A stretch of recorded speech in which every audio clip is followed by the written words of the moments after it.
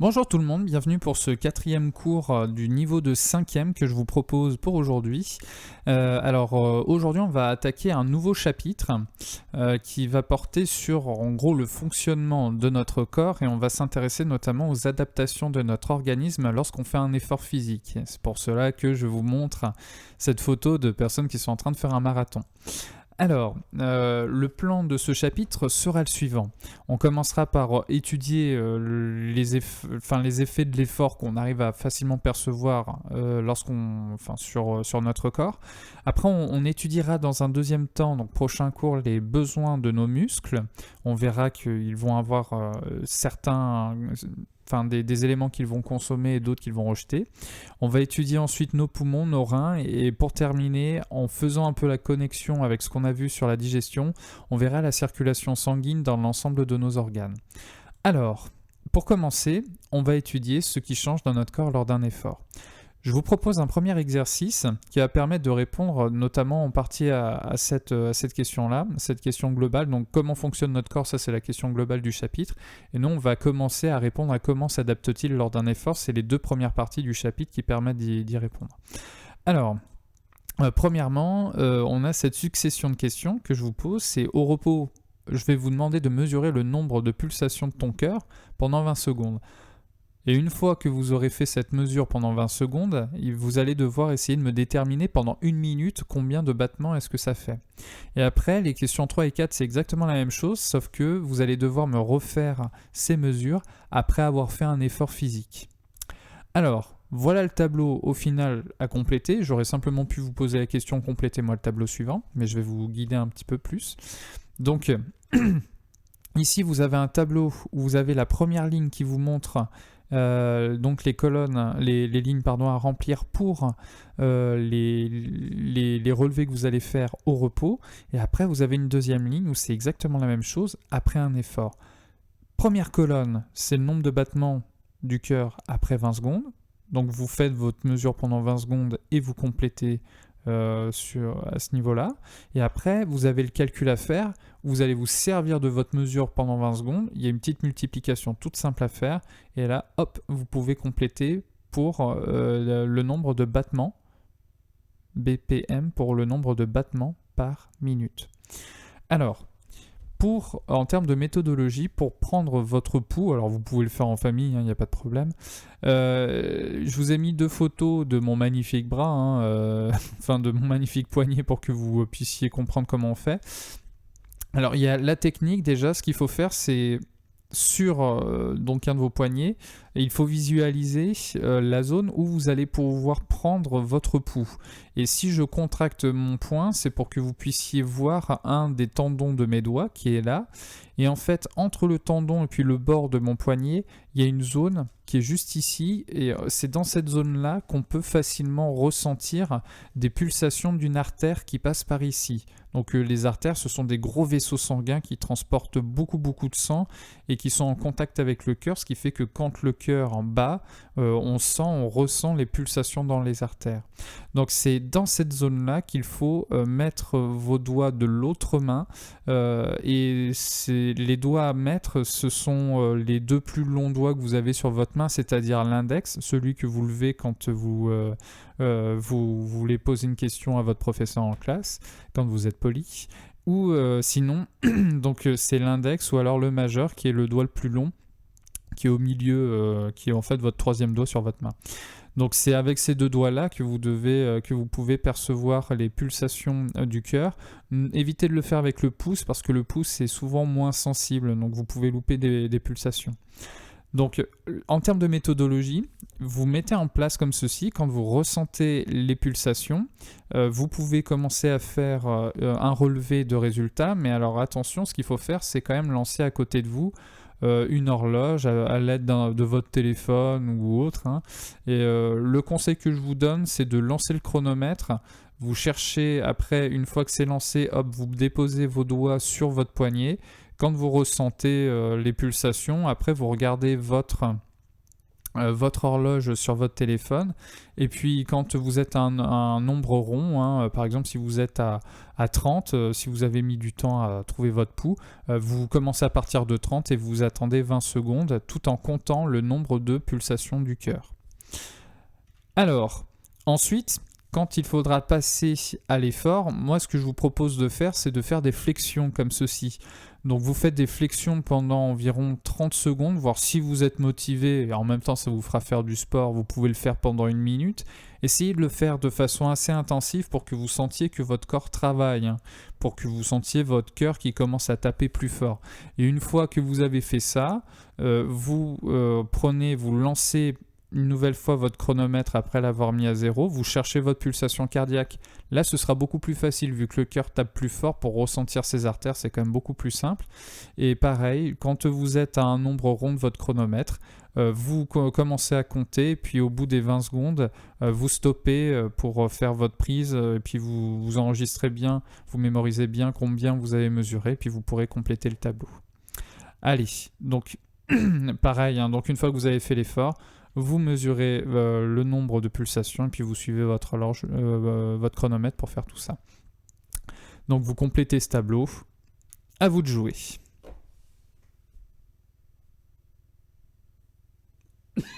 Bien. Alors, si je reprends mon travail ici. Donc au repos, mesure le nombre de pulsations de ton cœur pendant 20 secondes. Il s'agit donc de cette case, de cette ligne à cette première ligne à compléter dans cette case-là. Vous avez fait votre mesure tranquillement au repos en suivant les 20 secondes et moi j'obtiens 23 pulsations pendant 20 secondes. Maintenant, si on fait le calcul, donc tu sais que dans 1 minute, il y a 60 secondes. Donc à partir de ta mesure d'avant, donc moi j'avais 23 pulsations. Donc à partir du nombre de battements de cœur que tu as compté sur les 20 secondes, il va falloir que tu me dises combien il y a de battements du cœur pendant 1 minute. Donc, on sait que de mon côté, pendant 20 secondes, j'ai eu 23 battements par minute. Pour passer de 20 secondes à 60 secondes, je vais tout simplement multiplier par 3.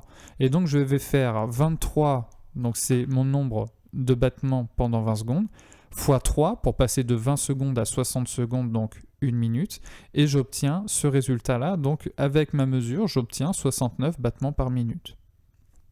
Maintenant, on fait exactement la même chose, mais après un effort. Donc là, cette fois-ci, on va faire des flexions pendant 30 secondes, voire 1 minute, hein, pour ceux qui ont envie de se dégourdir un peu les jambes. Et après, vous mesurez les battements du cœur pendant 20 secondes. Donc là, on est sur cette ligne-là, on fait les flexions, on regarde, on mesure le nombre de pulsations pendant 20 secondes et c'est parti. Alors moi de mon côté, j'ai mesuré 41 pulsations cardiaques, donc j'ai presque multiplié par 2 mon nombre de pulsations. Donc maintenant je fais le même calcul, je sais que pendant 20 secondes, j'avais 41 pulsations, donc je vais devoir multiplier le nombre de pulsations par le nombre qui est nécessaire pour passer de 20 secondes à 60 secondes, c'est-à-dire 3. Je complète cette dernière case, donc je vais mettre ici 41 fois 3 pour passer de 20 à 60 secondes, et ça me fait 123 BPM, c'est-à-dire 123 battements par minute. Ce que je remarque ici, c'est que ma fréquence cardiaque, lorsque je fais un effort physique, va augmenter. Ensuite, vous avez un deuxième exercice que je vous propose, où l'expérience est la suivante. On se pince le nez, vous faites rien, vous avez déjà les résultats qui sont là. Donc vous avez en fait deux expériences qui sont mises en parallèle, avec une personne qui va avoir un tube qui est relié à un appareil qui permet de mesurer les pourcentages dans l'air de 2 gaz différents, c'est-à-dire ici l'O2 qu'on appelle le dioxygène, et ici, de ce côté, du côté droit, le CO2 qui est donc le dioxyde de carbone. Donc, premièrement, vous avez une expérience qui montre le pourcentage de dioxygène qui va être dans l'air, qui entre dans nos voies respiratoires. Et ici, quand on ressouffle, le pourcentage de dioxygène que l'on retrouve dans l'air qui est expiré par la personne. Exactement, de l'autre côté, on a exactement la même chose, sauf que c'est avec le pourcentage de CO2, on a la quantité de CO2 dans l'air que l'on va inspirer et là, le pourcentage de CO2 dans l'air que l'on va expirer. Ce que je vous demande de faire, c'est de me compléter ce tableau-là avec d'un côté une colonne pour l'O2 et de l'autre côté du CO2. Là, il suffit simplement de relever. Après, il y a un petit calcul à faire pour ensuite en déduire quel est le gaz que l'on va rejeter et quel est le gaz que l'on va consommer en fonction des résultats. C'est parti, au travail. Ça, normalement, en 10 minutes maximum, vous le faites. C'est parti, à vous de jouer. Allez, on lance la correction. Donc pour commencer, on va s'intéresser à l'O2. Et concernant l'O2, donc sur le schéma, ça correspond à la partie qui est à gauche. Moi, la case que je veux renseigner, c'est le pourcentage du gaz qui est retrouvé dans l'air qui est inspiré d'O2. Donc je me focalise sur l'inspiration et la valeur que je retrouve de pourcentage d'O2 dans l'air qui est inspiré, c'est 20,9%, donc je complète mon tableau avec 20,9%. Je fais la même chose dans le pourcentage de dioxygène qui est retrouvé dans l'air qui est expiré ici. Donc là, pareil, je me focalise sur la partie de gauche du schéma, mais cette fois-ci pendant l'expiration. Et je regarde la mesure qui est faite de pourcentage de dioxygène, on est à 15,7%, donc je note 15,7%. Alors, comment évolue la quantité de gaz? Ce qu'il vaut mieux faire, pour savoir si on a une évolution, on en a plus ou on en a moins, je vous conseille de prendre d'abord la valeur retrouvée à la fin, c'est-à-dire lors de l'expiration, et d'y soustraire la quantité qu'on avait avant. Donc on va obtenir ceci, donc 15,7% moins 20,9%, et je vais obtenir quelque chose de négatif. Et ça, c'est hyper important pour pouvoir compléter la dernière chose, c'est notre corps, il va faire quoi? Est-ce qu'il va consommer ou rejeter de l'O2? C'est très logique. Vous regardez votre calcul, vous avez un résultat qui est négatif. Donc si j'en ai moins après que l'air soit passé dans mon corps, ça veut dire que mon corps, il a récupéré, il a consommé du dioxygène. Donc l'O2 est consommé par notre corps. Maintenant, on va suivre la même démarche pour le CO2 de ce côté-là. Donc ça veut dire qu'on va s'intéresser à ce qui se passe à droite de notre schéma. Donc pour commencer, le pourcentage du gaz qui est retrouvé dans l'air inspiré, je regarde côté CO2, lors de l'inspiration, la quantité de gaz est ici, c'est 0,004% de CO2 dans l'air qui est inspiré. Donc je complète ici.